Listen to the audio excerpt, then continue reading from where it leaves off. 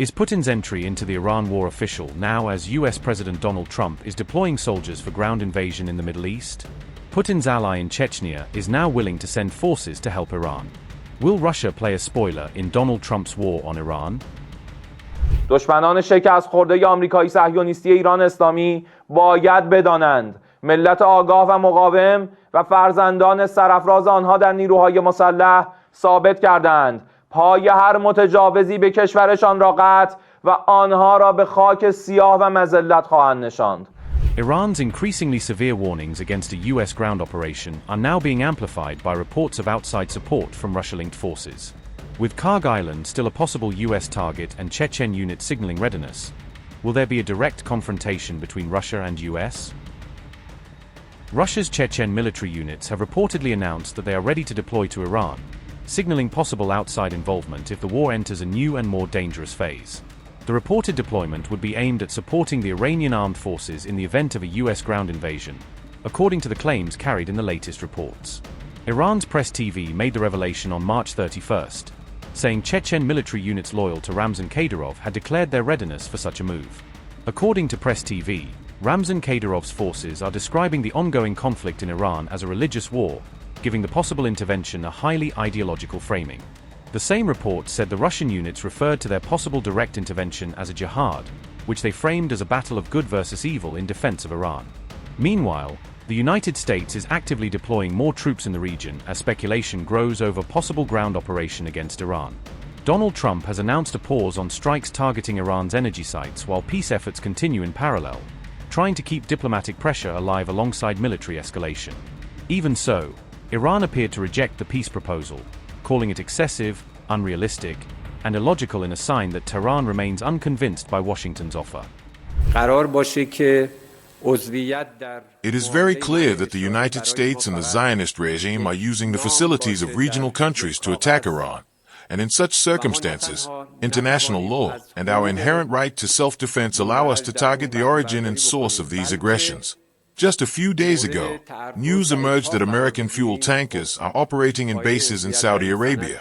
In other neighboring countries in the region, it is the same. Our demand is very clear. We truly expect countries in the region to prevent the United States and the Zionist regime from using their facilities and territories to attack Iran, in accordance with the principle of good neighborliness and international law. We have not had any negotiations with America. What has happened is that they have presented a request for negotiations along with a set of proposals, which has reached us through some intermediaries, including Pakistan. Our position is very clear. We are currently in a situation where the military aggression and invasion by America continues with intensity, and we are certainly exerting all our efforts and capabilities to defend ourselves. We do not evaluate these claims as honest. The information that has been conveyed to us from the U.S., regardless of what name you want to give it, as 15 articles or whatever you call it, involved a large number of requests that are excessive, unrealistic, and illogical. The meetings that Pakistan has with neighboring countries are within a framework that they themselves established. We have not participated in this framework. If regional countries, neighboring countries, are concerned about peace and security, that is a commendable matter. If membership in the Non-Proliferation Treaty is going to be just a name on a paper for us, and we are not only unable to benefit from the rights stipulated in it, but also subjected to aggression and injustice, what is the point of membership in this document? We are still members of this document, and as long as we are members, we are certainly committed to the obligations stipulated in it. More regrettable than this criminal action of U.S.-Israel attacking Iran is the indifference of the agency and the Director General personally, which, in fact, for the umpteenth time, has adopted a very incorrect approach towards the military aggression of the United States and the Zionist regime specifically against Iran's nuclear facilities, and instead of condemning the aggressors and holding them accountable.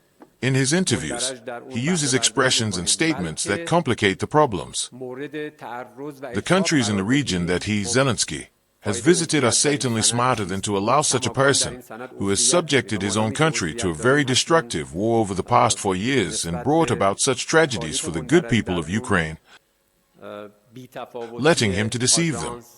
If a government claims to represent the people and values popular sovereignty, it must definitely prioritize public demands and make them the basis of its policies. However, unfortunately, this is not the case in America, despite the claim that democracy and the opinion of the people rule there. We know that decisions regarding a matter of such importance as war and peace are made by a small number of individuals, by a specific circle, possibly in coordination with a genocidal regime in our region.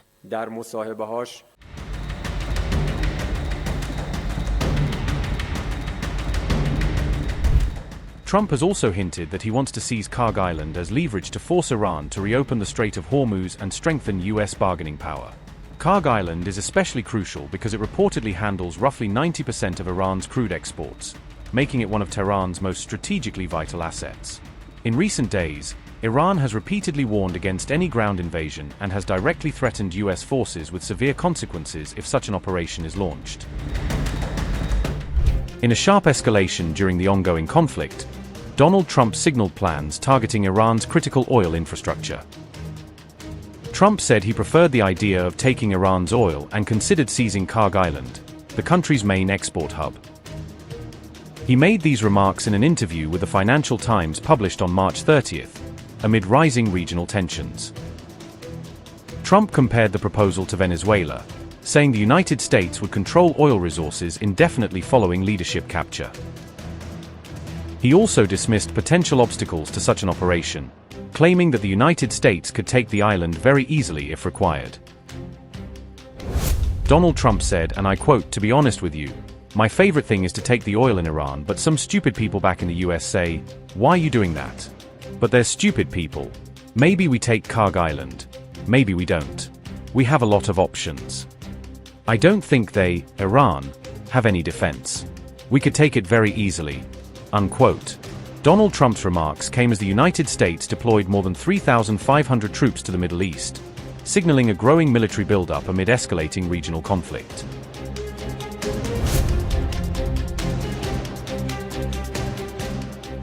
Donald Trump indicated that the decision to seize Karg Island has not yet been finalized, stressing that it remains only one option on the table. He said the United States has multiple military and economic options in play, including the possibility of taking control of the strategically vital oil export hub.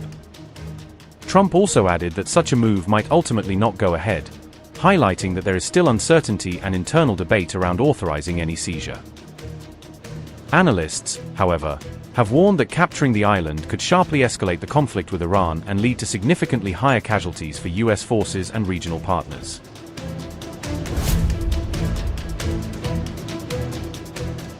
The Pentagon had ordered the deployment of more than 10,000 troops trained for ground combat operations as tensions escalated. Thousands of personnel had already arrived in the region, including Marines and units from the 82nd Airborne Division. Officials briefed on the plan stressed that any mission would fall short of a full-scale invasion, instead relying on elite special forces and selected infantry units for limited, high-impact strikes. U.S. Secretary of State Marco Rubio has publicly insisted that Washington can achieve its military objectives against Iran without sending large numbers of American troops deep into Iranian territory. At the same time, the Trump administration has already deployed U.S. Marines to the broader Middle East theater as the Iran war grinds into its fifth week, signaling that Washington is preparing for further escalation. In addition, the Pentagon has drawn up plans to send more than 1,000 soldiers from the U.S. Army's 82nd Airborne Division to the region, bolstering rapid response capabilities if the crisis spirals. Mr. Doctor, those couple of weeks, how seriously is the United States considering deploying ground troops? And in those couple of weeks, what exactly will you do? I won't discuss military tactics. I don't think anyone in our system is going to talk to you about what we have planned or what we intend to do, and there's obvious reasons for it. But to the extent it has to do with like military tactics and plans, I would refer you to the Department of War, and the Department of War is probably going to tell you they can't tell you anything. So, other than to say that we have objectives, I told you what those objectives are, and we are very confident that we are on the verge of achieving them very, very soon. The USS Tripoli, carrying around 3,500 US sailors and Marines, has now arrived in the Middle East, according to a report by CNN. US Central Command later confirmed on X that the troops aboard the USS Tripoli reached the region on March 28th, formally marking their entry into the theater. برآوردهای غلط رئیس جمهور آمریکا و سران جنایتکار رژیم صهیونیستی باعث گردیده است که ملت قهرمان و دشمن ستیز و نیروهای مسلح مقتدر و شجاع ایران را با شاخصهای مادی و دنیایی خود بسنجند. چنین محاسبات اشتباهی حضور بی سابقه مردم بصیر و انقلابی در خیابانها و اقتدار و ایستادگی معجزه‌گون نیروهای مسلح در میدان نبرد را برای دشمن غیر قابل پیش بینی نموده است. این خطای راهبردی دشمنان آمریکایی و صهیونیستی ایران اسلامی آنها را تحقیر و در مسیر نابودی قرار داده است.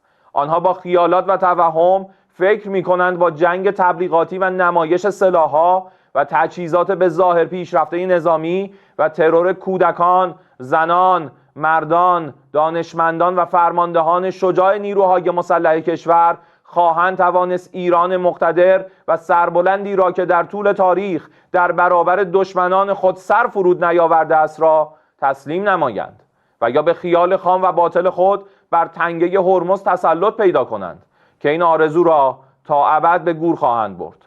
دشمنان شکست خورده آمریکایی صهیونیستی ایران اسلامی باید بدانند ملت آگاه و مقاوم و فرزندان سرافراز آنها در نیروهای مسلح ثابت کردند پای هر متجاوزی به کشورشان را قطع و آنها را به خاک سیاه و مذلت خواهند نشاند و من نصر الا من عند الله.